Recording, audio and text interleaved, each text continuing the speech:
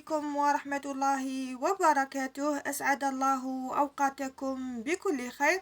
كما عودتكم دايما بالوصفات المجربة والجميلة والرهيبة للبشرة. اليوم جبت لكم ماسك رهيب عجيب يعطي نضارة وإشراقة ويخلصكم من كل البقع الداكنة اللي تحصل لنا في فصل الصيف من أثار الشمس الغير مرغوب فيها. نبدأ على بركة الله طريقة تحضير هذا الماسك.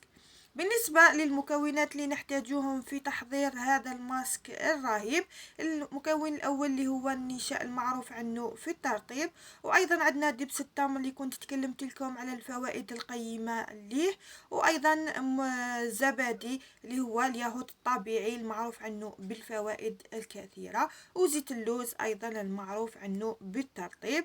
المكونات طبيعية 100% وتقريبا موجودة في كل بيت. نبدأ على بركة الله طريقة تحضير هذا الماسك. بالنسبة للمكونات اللي كنت أنا استخدمتهم اليوم، استخدمت كمية كبيرة، انتما تقدروا يعني تنقصوا في الكمية. درت هنايا ملعقة معمرة بالنشاء، هنا ممكن أني نزيد نضيف النشاء. عندي هنا ملعقة أيضا كبيرة تاع زبادي، بلا ما ننسى دبس التمر اللي كنت يعني تحدثت على الفوائد تاعو وخدمت لكم به صابون، الفيديو موجود في القناة. هنا كما سبق وذكرت لكم الكميه هذه راهي يعني كبيره، نتوما نقصوا في الكميه. عندي هنا ايضا المكون يعني اللي يعطي ترطيب للبشره اللي هو زيت اللوز المعروف عنه ايضا بفوائده الكبيره للبشره. راح نضيف قطرات منه ونخلط المكونات جيدا. اهم شيء في نجاح اي وصفه او خلطه للوجه او للشعر لابد علينا انه نخلط المكونات جيدا حتى تندمج كل المكونات باش نتحصلوا على الماسك يعني المطلوب.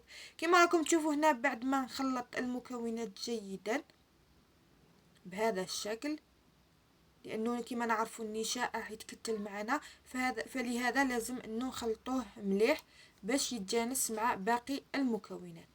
هنا حسيت انه الخليط تاعي يعني خفيف شويه، راح نضيف له كميه قليله من النشاء، لانه كما نعرفوا الماسك يكون يعني ثقيل شويه. راح نزيد له كميه قليله من النشاء بهذه الطريقه، يعني حوالي ملعقه صغيره. بالنسبة للمكونات أنا استعملت يعني كمية كبيرة لأنه حنستعملوه كامل في العائلة.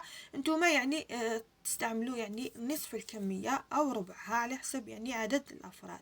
هنا كما راكم تشوفوا راح نخلطها مليح حتى تتجانس المكونات تاعي، ونخليه يرتاح لي شوية ونطبقه على بشرتنا عادي. كما راكم تشوفوا نديروه بهذه الطريقة على بشرتنا على كامل الوجه تاعنا والرقبة أكيد، وراح نتحصلوا على نتيجة رائعة. نخلوه مدة 20 دقيقة حتى نص ساعة ونغسلوا وجهنا بالماء الفاتر ونتحصلوا على نتيجة رائعة. إذا كان الفيديو عجبكم ووصلتوا لهنا ما تنساش الاشتراك في القناة ودعمي، وأكيد البارتاج مع الناس اللي تحبوهم باش تعم الفائدة على الجميع إن شاء الله. تحياتي لكم والسلام عليكم ورحمة الله وبركاته.